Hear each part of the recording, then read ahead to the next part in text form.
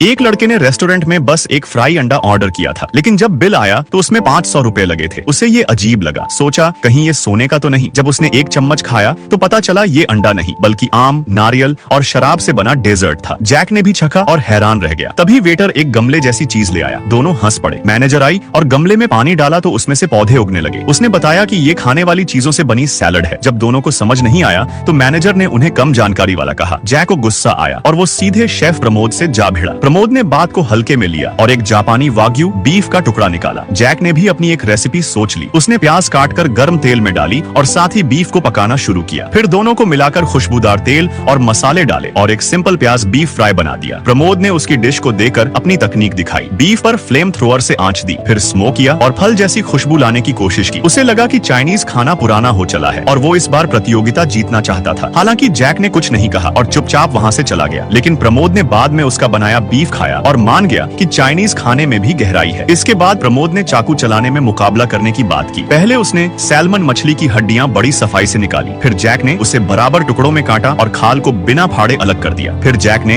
अपनी मशहूर dish 3 cup chicken with rice बनाई, जिसमें वो चिकन को मसालों के साथ पकाकर मिट्टी के बर्तन में धीमी आंच पर तैयार करता था। उसकी छोटी सी दुकान बहुत लोकप्रिय थी, लेकिन एक दिन सामने ही एक बड़ी वेस्टर्न स्टाइल रेस्टोरेंट खुल गई, जिसमें प्रमोद हेड शेफ था। इंटरव्यू में उसने चाइनीज खाने को पुराना बताया, जिससे लोग नाराज हो गए और उन्होंने जैक को प्रतियोगिता में भेजा। मुकाबले में जैक ने बत्तख को काटकर अंदर खास चीजें भरी और पतों व नमक में लपेट कर पकाया। प्रमोद ने फॉयग्रा नाम की एक विदेशी डिश बनाई और उसे अच्छे से सजाया। दोनों की तारीफ हुई, लेकिन जीत प्रमोद को मिली क्योंकि उसकी सजावट बेहतर थी। हार के बाद जैक दुखी होकर गेमिंग जोन चला गया। वहाँ उसका गुरु मिला और उसे ये कहानी सुनाई। 2 छोटे बच्चे खुद का उगाया गेहूं और खुद से बनाया ब्रेड खा रहे थे। स्वाद भले साधारण था पर मेहनत उनकी थी, इसलिए वो उन्हें सबसे अच्छा लगा। ये सुनकर जैक को बात समझ में आ गई कि असली स्वाद मेहनत और अपनापन होता है। उसी शाम उसे प्रमोद सड़क पर अकेले शराब पीते दिखा। असल में उसे पता चला कि उसकी जीत खरीदी गई थी और अब उसकी जगह उसकी प्रेमिका को प्रतियोगिता में भेजा जा रहा है, क्योंकि प्रमोद की स्वाद पहचानने की क्षमता कम हो गई थी। उसकी सारी रेसिपी एक किताब से थी। दोनों ने एक दूसरे से खुलकर बात की और मिलकर अंतर्राष्ट्रीय प्रतियोगिता में हिस्सा लेने का फैसला किया। जैक ने प्रमोद को चाइनीज खाना सिखाया और प्रमोद ने भी मेहनत की। प्रतियोगिता में उन्होंने मापो टोफू बनाई, जिसमें स्वाद और प्रस्तुति दोनों थी। उन्होंने ये मुकाबला जीत लिया, लेकिन फाइनल में उन्हें शिव शंकर से भिड़ना था, जो पिछले 2 सालों से विजेता था। फाइनल में सिर्फ एक ही जा सकता था, इसलिए प्रमोद ने जैक को भेजा। शुरू में वो कुछ नहीं कर सका, लेकिन फिर एक सिंपल नूडल्स डिश बनाने लगा। वहीं शिव शंकर ने एक सजावटी मिठाई बनाई। अंत में जैक नूडल्स लेकर सीधे शिव शंकर के पास गया और कहा कि ये वही नूडल्स हैं जो बचपन में आपने मुझे खिलाए थे। असल में शिव शंकर उसका पिता था, जिसने उसे बचपन में छोड़ दिया था। जैक सिर्फ ये दिखाना चाहता था